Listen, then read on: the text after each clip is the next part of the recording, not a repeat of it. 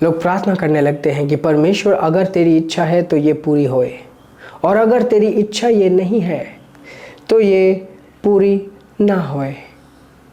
और अगर वो पूरा नहीं होता, वो मान लेते कि हाँ परमेश्वर ये तेरी इच्छा नहीं थी तो ये पूरी नहीं हुई। क्या आप जानते हो हम परमेश्वर के साथ एक रिश्ते में हैं? हम आत्मा के द्वारा उससे बात करते हैं और आत्मा के द्वारा उससे सुनते भी हैं। दोनों चीज़ें एक साथ होती हैं, उससे बात करना और उससे सुनना। ये सिर्फ एक चीज़ नहीं है कि अच्छा हम सिर्फ मांग रहे हैं और हम एक अंधकार में है कि हमें नहीं पता कि वो करेगा या नहीं करेगा। हमें शारीरिक होने की ज़रूरत नहीं है ये समझने के लिए कि क्या ये परमेश्वर की इच्छा है या नहीं है। एक उदाहरण देता हूँ। एक व्यक्ति ने 5 जगह जॉब अप्लाई किया और प्रार्थना करने लगा, परमेश्वर जहाँ पे आपकी इच्छा है वहाँ पे मेरी जॉब लगा दो। और हो सकता है उसको एक जगह से जॉब ऑफर आया हो और वो मान लेता है कि ओके परमेश्वर धन्यवाद कि ये जगह से मुझे लगता है, क्योंकि यहाँ से ये ऑफर आया है, इसका मतलब है कि तूने मुझे इस चीज़ के लिए चुना है।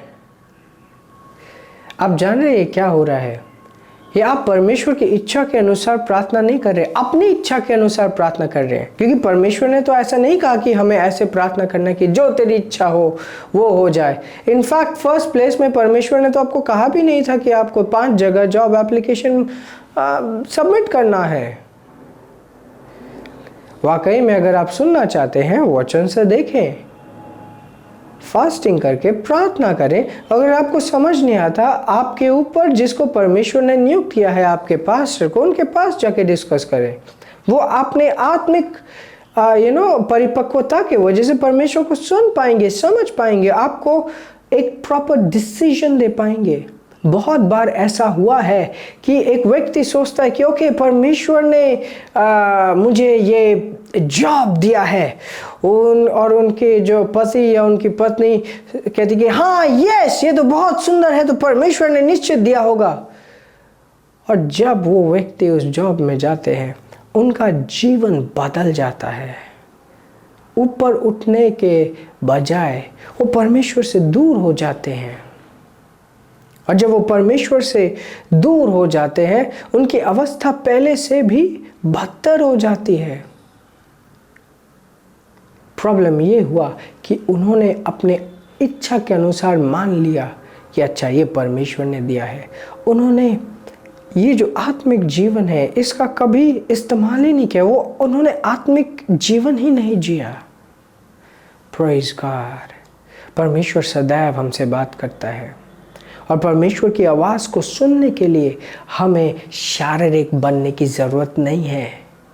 हमें शारीरिक चिन्हों को देखने की ज़रूरत नहीं है।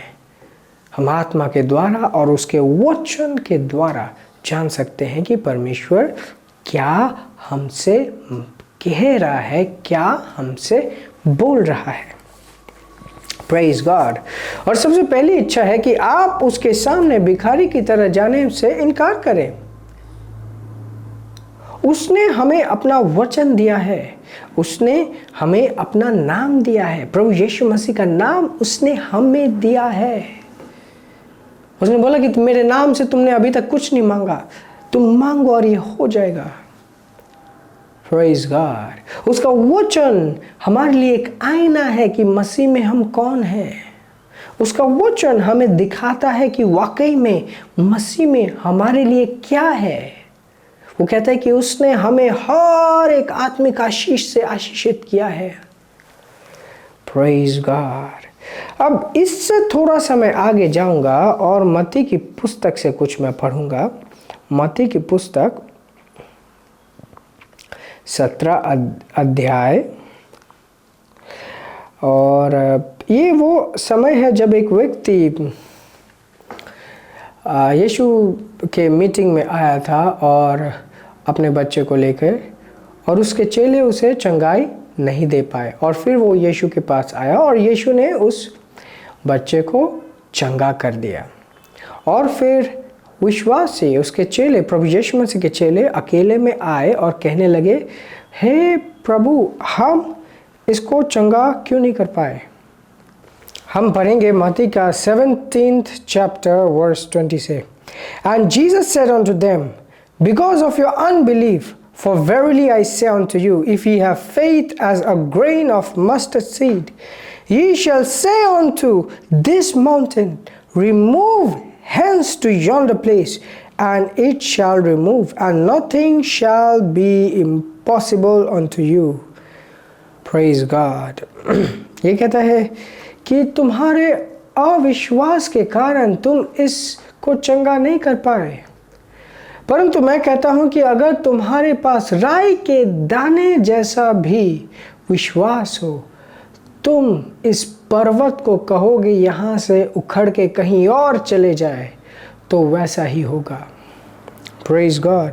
और उसके बाद कहता है कि कोई भी चीज़ तुम्हारे लिए असंभव नहीं होगी।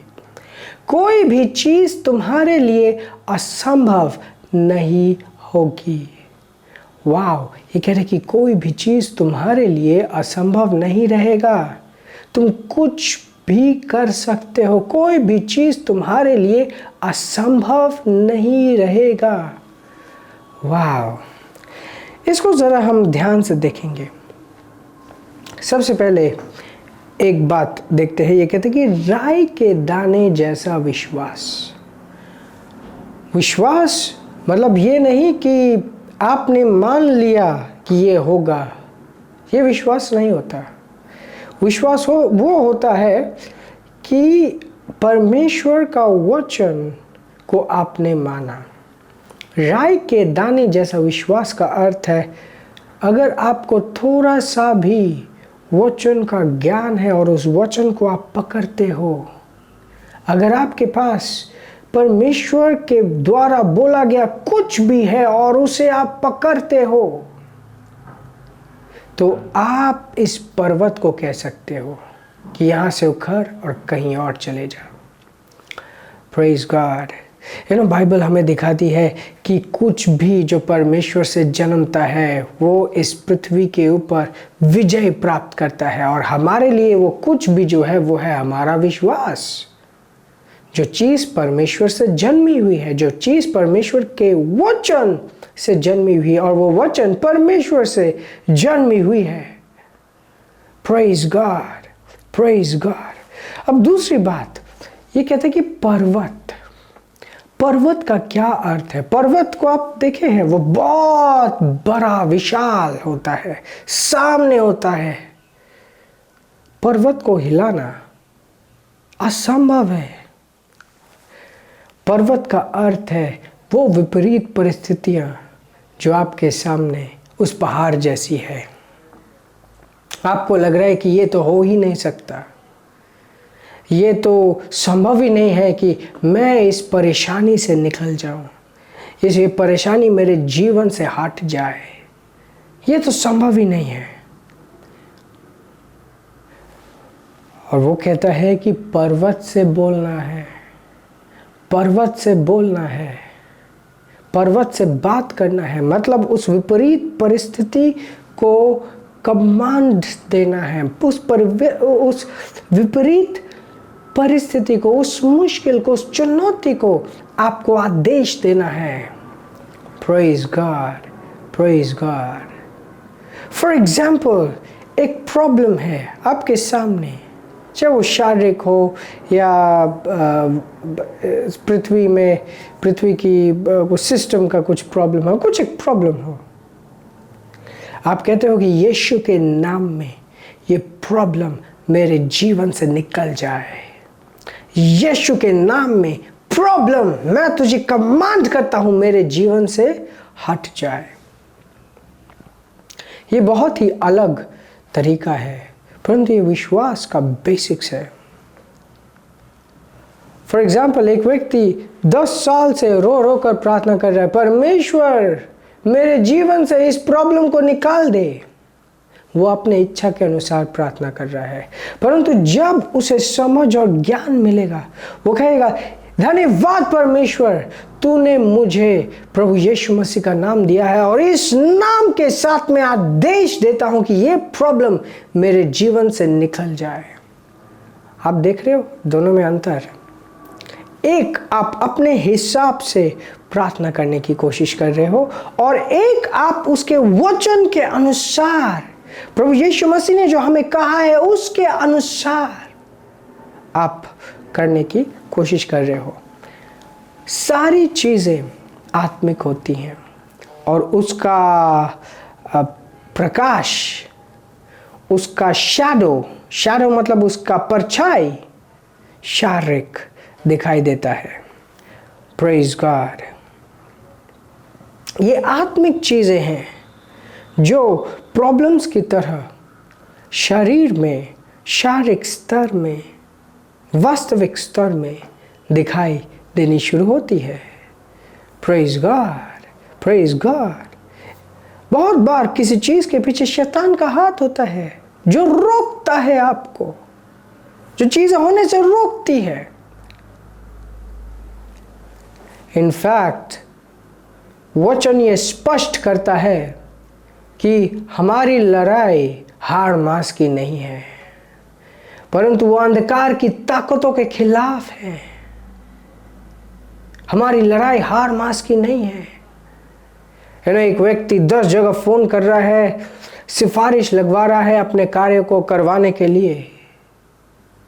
वो शारीरिक रूप से हर एक प्रयास कर रहा है और परमेश्वर के सामने गिड़गिड़ा रहा है, परमेश्वर ये कर दे, परमेश्वर ये कर दे।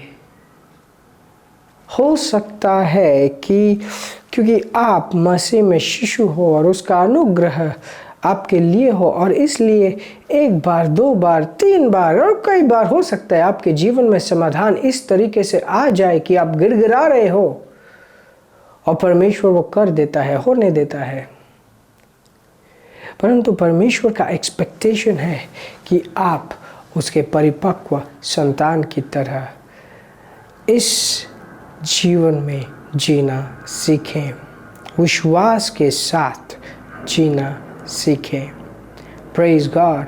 और जब आप विश्वास के साथ जीते हैं, आपका जीवन और ज़्यादा निश्चित होता है। आपका जीवन ऐसे नहीं रहता जैसे कि मानो वो व्यक्ति जो कह रहे कि परमेश्वर अगर तेरी इच्छा है तो पूरी कर, अगर तेरी इच्छा नहीं है तो पूरी ना कर। ऐसा व्यक्ति शारीरिक है, वो परमेश्वर को नहीं सुन पाता। इसीलिए तो वो ऐसा कहता है कि अगर परमेश्वर तेरी इच्छा है तो तू ऐसा कर, अगर नहीं है तो ऐसा ना कर। परमेश्वर की इच्छा उसके वचन में है। परमेश्वर की इच्छा आपकी आत्मा में है। आपकी आत्मा में पवित्र आत्मा घुल मिल गया है और जब पवित्र आत्मा आपके साथ घुल मिल गया है, वो परमेश्वर का अंश है जो आप में कार्य कर रहा है। इंटरेस्टिंगली उस वर्ष के बाद प्रभु यीशु मसीह ने एक बहुत ही extra information, important, vital information दिया। Verse 21, howbeit this kind goeth not out but by prayer and fasting. मत्ती का 17th chapter verse 21 से मैंने पढ़ा। ये कहते कि फिर भी इस तरीके की चीज़ है जो थोड़ी सी मुश्किल होती है, जो उतनी सरल नहीं होती, प्रार्थना और उपवास की ज़रूरत होती है। इस तरीके की चीज़ों के लिए प्रार्थना और उपवास के बगैर हो सकता है काम ना करें। प्रार्थना और उपवास क्या है? उपवास ये नहीं है कि आप परमेश्वर के सामने एक हंगर स्ट्राइक में हो कि परमेश्वर तू तो करेगा, नहीं करेगा तो मैं खाना नहीं खाऊंगा। ये कोई इस तरीके का ब्लैकमेल नहीं है। उपवास वो चीज़ है जब हम अपने आप को शारीरिक चीज़ों से हटाकर अपने आत्मा को बनाने में आत्मिक चीज़ों के ऊपर ध्यान देते हैं। इस पृथ्वी में बहुत सारी आवाज़ें हैं। जिस तरीके से पुराने ज़माने में जब रेडियो चलते थे, उसका एंटेना खींच के उसको ट्यूनिंग किया जाता था, उसको ट्यूनिंग, फाइन ट्यूनिंग होती थी ताकि सही सिग्नल मिल पाए उस रेडियो को। उसी तरीके से फास्टिंग है। जब हम फास्टिंग करते हैं, हम दुनिया की आवाज़ों को चुप कराते हैं, शरीर की आवाज़ों को, शरीर की इच्छाओं को चुप कराते हैं और परमेश्वर से सुनने के लिए अपने आप की फाइन ट्यूनिंग करते हैं। और प्रार्थना क्या है? प्रार्थना क्या है? प्रार्थना एक आत्मिक कार्य है। प्रार्थना सिर्फ गिड़गिड़ाना नहीं है, प्रार्थना सिर्फ मांगना नहीं है, परमेश्वर के साथ आत्मिक स्तर में शामिल होना है। Praise God. और ये बहुत ही सुंदर बात है कि परमेश्वर ने हमें इस तरीके के वरदान दिए हैं कि हम आत्मिक भाषा में प्रार्थना करने पाए, हम आत्मा के द्वारा प्रार्थना करने पाए। और जब हम आत्मा के द्वारा प्रार्थना करते हैं, स्वर्गीय भाषा में प्रार्थना करते हैं,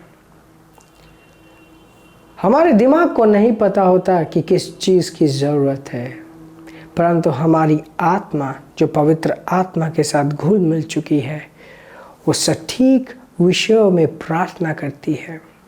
वो परमेश्वर का सामर्थ्य जो हमारे अंदर पवित्र आत्मा के द्वारा परमेश्वर ने रखा है, वो सामर्थ्य जाग जाती है। और अगर वो सामर्थ्य आपके अंदर जाग गई तो वाकई कोई भी चीज़ आपके लिए असंभव नहीं रहता। Praise God, praise God. यकीन है मुझे कि आपने बहुत सारी चीज़ें सीखी है। ये समय है कि हम परमेश्वर की महिमा करेंगे अपने भेंटों के द्वारा। तो ये अपॉर्चुनिटी आप सबके सामने है, आपके स्क्रीन्स में दिखाई देंगे। और जब तक आप अपने ऑफरिंग्स रिलीज़ करते हो, आशीषित रहें और आगे बढ़ते रहें। Praise the Lord. This program is brought to you by Ambassadors of Zion Church, making the world a better place.